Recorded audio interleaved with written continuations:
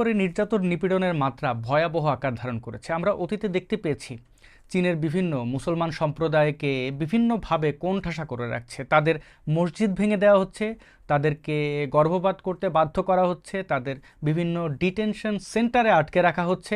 অর্থাৎ চীন সরকার মনে করে ইসলাম চায়নাতে উড়ে এসে জুড়ে বসেছে, তাই তাদেরকে তাড়াতে হবে, তাদের বিতাড়িত করতে হবে। সামাজিক যোগাযোগের মাধ্যমে সদ্য বেশ কিছু ভিডিও ছড়িয়ে পড়েছে যেখানে দেখা যাচ্ছে মুসলমানদের সাথে চাইনিজ পুলিশের সংঘাত হচ্ছে।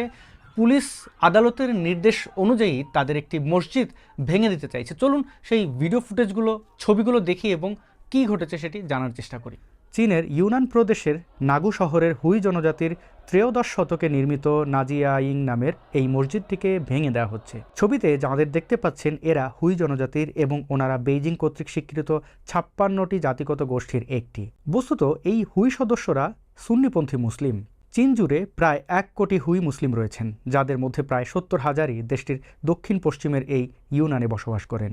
2020 সালে চীনের একটি আদালত এই নাজিয়াইং মসজিদটির সম্প্রসারণ কাজকে অবৈধ ঘোষণা করে তা ভেঙে ফেলার নির্দেশ দেয়। সম্প্রতি আদালত আবার নির্দেশ দিয়েছে মসজিদটির মিনার এবং গম্বুজ ভেঙে ফেলতে হবে, কারণ অনুমতি ছাড়াই ওই 2 অংশ বানানো হয়েছিল।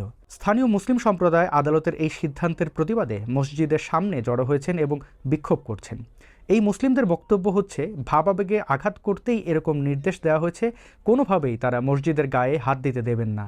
অন্যদিকে ঘটনাস্থলে পৌঁছেছে বিরাট পুলিশ বাহিনী, bullet proof jacket, helmet, shield পরে তারা বিক্ষোভকারীদের সঙ্গে বোঝাপড়া করছেন।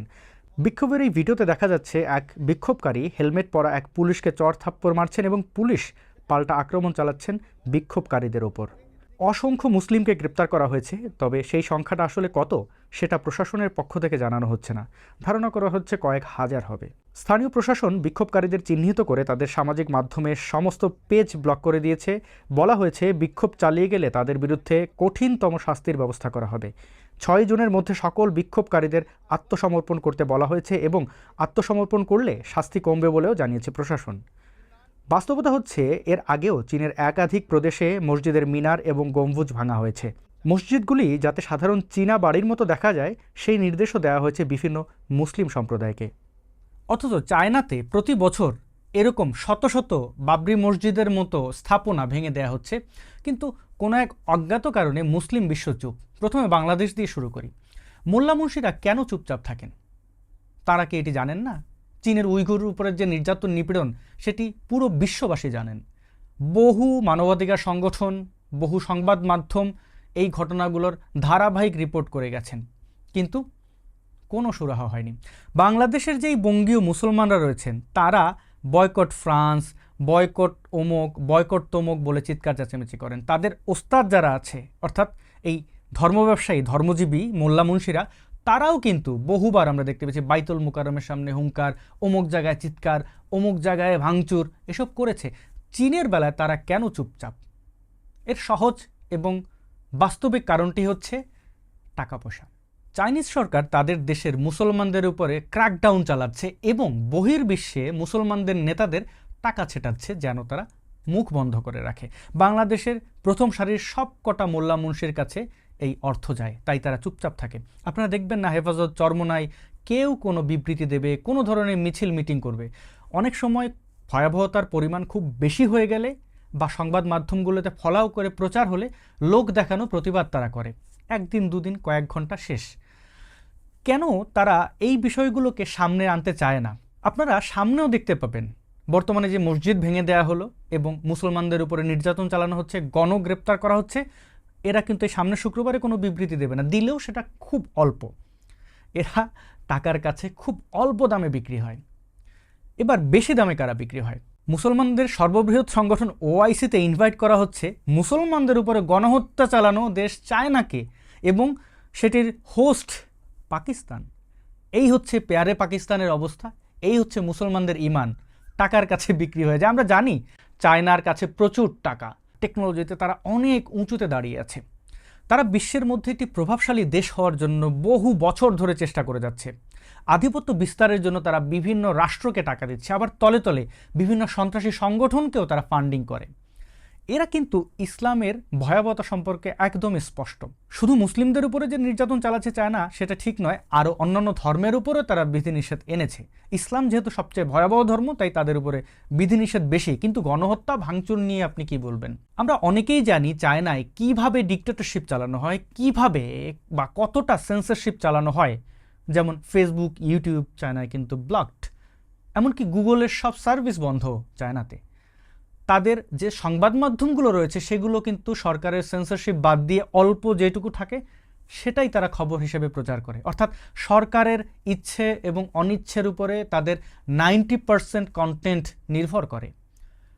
চায়নার যে অ্যাপগুলো আছে, বিভিন্ন মেসেজিং অ্যাপ বা সোশ্যাল মিডিয়া, সেগুলোর সাথে কিন্তু আমরা আবার অতটা পরিচিত নই। ফলে চায়নায় এরকম যে গণহত্যা চালানো হয়, চায়নার জনগণের উপরে যে ধরনের নিধন চালানো হয়, সেগুলো আমরা কয়েকদিন পরে দেখতে পাই। আমরা এই ঘটনাগুলো পরে দেখতে পেলেও এক বাস্তবিক কারণে এর প্রতিবাদ সেভাবে আসে না। খেয়াল করে দেখুন, বঙ্গীয় এই ধর্মান্ধ মুসলমান এবং তাদের সুশ্বরিদাতা অর্থাৎ ধর্মজীবী এই মোল্লা মুন্সি এবং কমিউনিস্ট এই চাইনিজ সরকার, এরা কিন্তু একই চিন্তাভাবনার লোকজন। এই মোল্লা মুন্সিরা কিন্তু বিশ্বাস করে কেউ ইসলাম ত্যাগ করলে তাকে কোপাও, কেউ নাস্তিক বললে নিজেকে তাকে কোপাও। আমাদের অনেক ব্লগারকে এভাবেই ভিন্ন মতের কারণে হত্যা করেছে। আবার এই চাইনিজ কমিউনিস্ট এবং নাস্তিক গভর্নমেন্ট কি চিন্তা করে দেখেন, যে এরা চায়নার আদর্শে বিশ্বাস করে না, এরা ভাড়া করা, ধার করা, উড়ে এসে জুড়ে বসা এই ইসলাম ধর্মকে তারা লালন পালন করে, তাই তাদেরকেও কোপাও, মারো, নিধন করো। তো এই দুই পক্ষই যেহেতু একই ধরনের সন্ত্রাসে বিশ্বাস করে, তাই এদের কার্যক্রমও সেম। এবং পশ্চিমা কিছু মিডিয়া যখন এগুলো সামনে আনে, তখন চীন বলে এগুলো পশ্চিমা প্রোপাগান্ডা। আবার আরবের যে দেশগুলো আছে, ইসলামিক দেশ, তারা তো চায়নার সাথে দহরম মহরম অবস্থা, তারা কখনোই প্রতিবাদ করবে না। কেউ কেউ চায়নার ক্ষমতার কাছে জিম্মি, কূটনৈতিক কারণে অনেকেই জিম্মি, আবার অনেকে অর্থলোভী, টাকা চাই টাকা চাই। এই যে বঙ্গীয় মুসলমানরা রয়েছে, তাদের মধ্যে যারা নেতা, মোল্লা মুন্সিরা, ধর্মজীবীরা, এইগুলোকে চেনেন না? এই আব্বাসি ফাব্বাসি, চরমোনাই, হেফাজত, জামাত, এরা কেউ কথা বলবে না। কথা বললেই তাদের ফান্ড বন্ধ হয়ে যাবে। অতীতে যে টাকা পয়সা দিয়েছে সব চায়না ফেরত চাইবে। আর চায়না ফেরত চাইলে গলার ভেতর থেকে কীভাবে টেনে নিতে হয়, এটা কিন্তু মোল্লা মুন্সিরা জানে। ফলে আপনারা সেভাবে বাইতুল মোকাররমের সামনে মিছিল দেখবেন না, চায়নার দূতাবাস ঘেরাও দেখবেন না, সেভাবে কিছুই দেখবেন না। যদি এই খবরগুলো খুব বেশি মাতামাতি হয় আন্তর্জাতিক মাধ্যমগুলোতে, তখন হয়তো চায়নাই এই মোল্লা মুন্সিদের বলবে, বাবারে তোমরা একটু আমাদের বিরুদ্ধে মানে লোক দেখানো বিবৃতি দাও, লোক দেখানো প্রতিবাদ দেখাও, নাহলে তো তোমাদের গ্রহণযোগ্যতা থাকবে না। এরকম ভাবভঙ্গি করতে পারে, কিন্তু এর বাইরে কিছু যাবে না। দেখেন, বাবরি মসজিদকে কেন্দ্র করে বাংলাদেশে কি অবস্থা হয়েছে আমরা দেখেছি, পাকিস্তানে কি হয়েছে আমরা দেখেছি, অমুসলিমদের উপরে কি পরিমাণ নির্যাতন চালানো হয়েছে আমরা দেখতে পেয়েছি।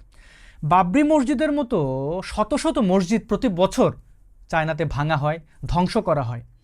চাইনিজ মুসলমানদেরকে ধরে ধরে ডিটেনশন ক্যাম্পে নিয়ে যাওয়া হয়, তাদেরকে ইসলাম ত্যাগ করানো হয়, ইসলামের জঘন্য অধ্যায়গুলো দেখিয়ে তাদেরকে বোঝানো হয় এই ধর্ম জঘন্য একটি ধর্ম। সে বিষয়ে আমার বিতর্ক নেই, কিন্তু আমার আপত্তি আছে এই নিরীহ মুসলমানদের উপরে নির্যাতন নিপীড়ন চালানো নিয়ে। মুসলমানরা ভিকটিম, আমি ইসলামের সমালোচনা করি, কিন্তু মুসলমানদের ধর্মীয় স্বাধীনতা রয়েছে তাদের ধর্ম পালনের। তাদের মসজিদ কীরকম হবে এটি চাইনিজ গভর্নমেন্ট ঠিক করে দেবেন না। তারা কিভাবে নামাজ পড়বেন, কিভাবে রোজা রাখবেন, কিভাবে সন্তান জন্ম দেবেন, সেটি চাইনিজ গভর্নমেন্ট ঠিক করে দেবেন না। সুতরাং এই অন্যায়ের বিরুদ্ধে আমাদেরকে দাঁড়াতে হবে। আমরা সাধারণ মানুষরাই পারি অন্ততপক্ষে এই বিপদগ্রস্ত, এই ক্ষতিগ্রস্ত মুসলমানদের পাশে দাঁড়াতে। মুসলমান